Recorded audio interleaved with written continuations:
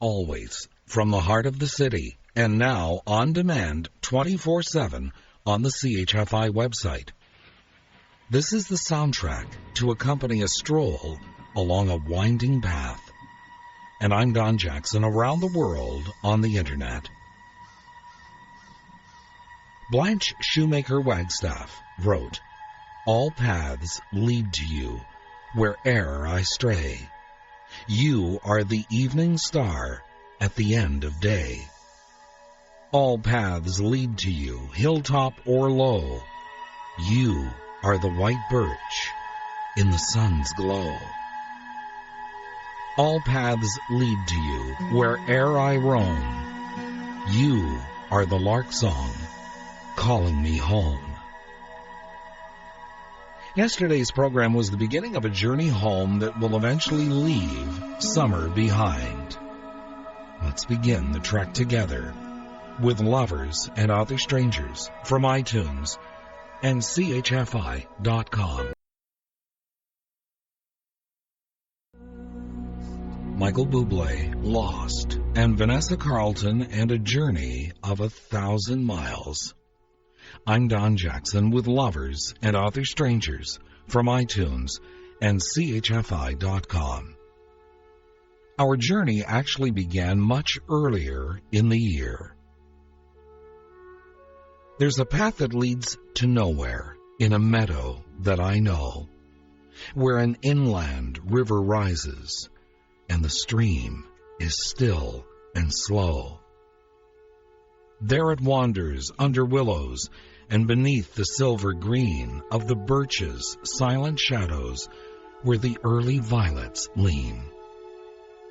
Other pathways lead to somewhere, but the one I love so well had no end and no beginning, just the beauty of the dell. Just the wildflowers and the lilies, yellow-striped as adder's tongue, seem to satisfy my pathway as it winds their sweets among. There I go to meet the springtime when the meadow is aglow, marigolds amid the marshes, and the stream is still and slow. There I find my fair oasis, and with carefree feet I tread, for the pathway leads to nowhere, and the blue is overhead. All the ways that lead to somewhere echo with the hurrying feet of the struggling and the striving. But the way I find so sweet bids me dream and bids me linger. Joy and beauty are its goal. On the path that leads to nowhere, I have sometimes found my soul.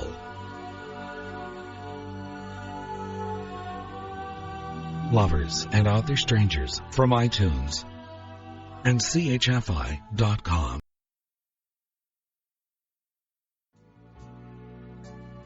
Van Morrison with Someone Exactly Like You from the French Kiss soundtrack, and RyanDan and The Face.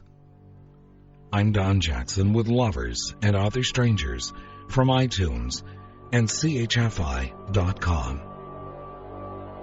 Christopher Williams from Origins of Form, published by Architectural Book Publishing Company, wrote, and I quote, "A leading architect once built a cluster of office buildings set in a central green. The landscape crew asked him where he wanted the sidewalks between the buildings. His reply, just plant grass between the buildings. By late summer, the new lawn was laced with pathways of trodden grass.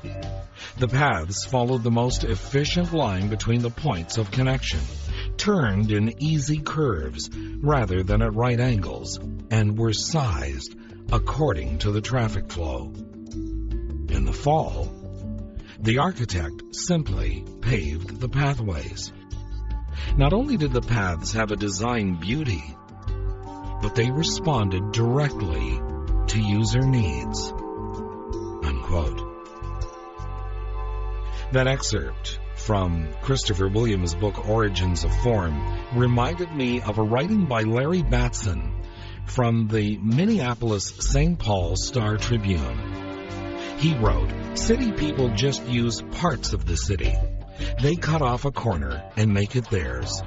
Like deer going to meadows and bears to berry patches, they leave their marks on the same trails day after day. Follow someone around for a week, and you can predict with reasonable certainty where he or she will be at what time of day for the rest of the year." We're on a path tonight with Lovers and Other Strangers from iTunes and CHFI.com. The Beatles and Penny Lane. Sheryl Crow with All I Want to Do, and Lionel Richie and Hello. And I'm Don Jackson with Lovers and Other Strangers from iTunes and CHFI.com. Frank Tippett in Time magazine wrote, "Home can be many things.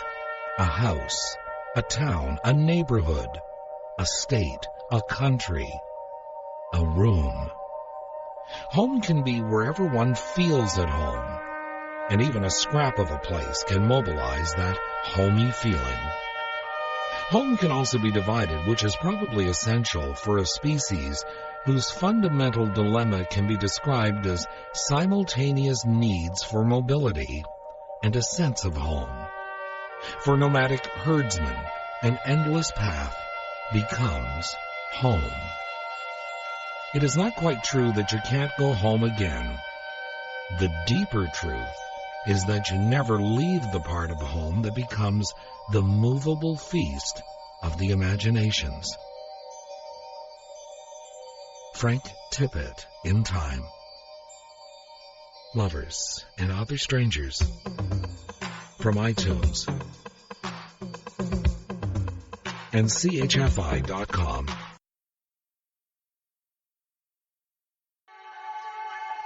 Jann Arden from A Million Miles Away and Phil Collins and Take Me Home. I'm Don Jackson with Lovers and Other Strangers from iTunes and CHFI.com. This is one of those stories I've featured in the past that seems appropriate for this program. Its author is unknown.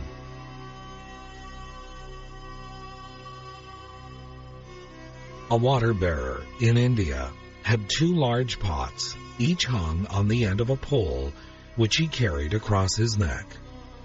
One of the pots was perfectly made and never leaked. The other pot had a crack in it, and by the time the water bearer reached his master's house, it had leaked much of its water and was only half full. For a full 2 years this went on daily, with the bearer delivering only 1.5 pots full of water to his master's house. Of course, the perfect pot was proud of its accomplishments, but the poor cracked pot was ashamed of its own imperfection, and miserable that it was able to accomplish only half of what it had been made to do. After 2 years of what it perceived to be a bitter failure, it spoke to the water bearer one day by the stream. "I am ashamed of myself, and I want to apologize to you." "Why?" asked the bearer. "What are you ashamed of?" "I have been able for these past 2 years to deliver only half my load because this crack in my side causes water to leak out all the way back to your master's house. Because of my flaws, you have to do all of this work, and you don't get full value from your efforts," the pot said. The water bearer felt sorry for the old cracked pot, and in his compassion he said, "As we return to the master's house, I want you to notice the beautiful flowers along the path." Indeed, as they went up the hill, the old cracked pot took notice of the sun warming the beautiful wildflowers on the side of the path, and this cheered it some. But at the end of the trail it still felt bad because it had leaked out half its load, and so again the pot apologized to the bearer for its failure. The bearer said to the pot, "Did you notice that there were flowers on your side of the path but not on the other pot's side? That's because I have always known about your flaw, and I took advantage of it. I planted flower seeds on your side of the path, and every day while we walk back from the stream, you've watered them. For 2 years I've been able to pick these beautiful flowers to decorate my master's table. Without being just the way you are, he would not have this beauty to grace his house." As this writer went on to say, each of us has our own unique flaws. We're all cracked pots. But if we allow it, God will use our flaws to grace his table. In God's great economy, nothing goes to waste. Don't be afraid of your flaws. Acknowledge them, and you too can be the cause of beauty. Know that in our weakness, we find our strength. A story called The Cracked Pot. Lovers and Other Strangers. From iTunes and CHFI.com. Lovers and Other Strangers from iTunes and CHFI.com.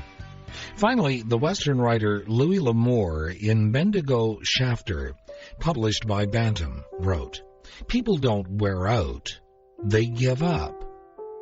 As far as trails go, there's always an open trail for the mind if you keep the doors open and give it a chance."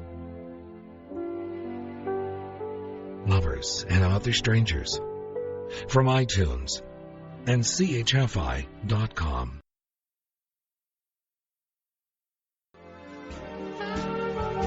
Good night, sweet dreams. I'm Don Jackson.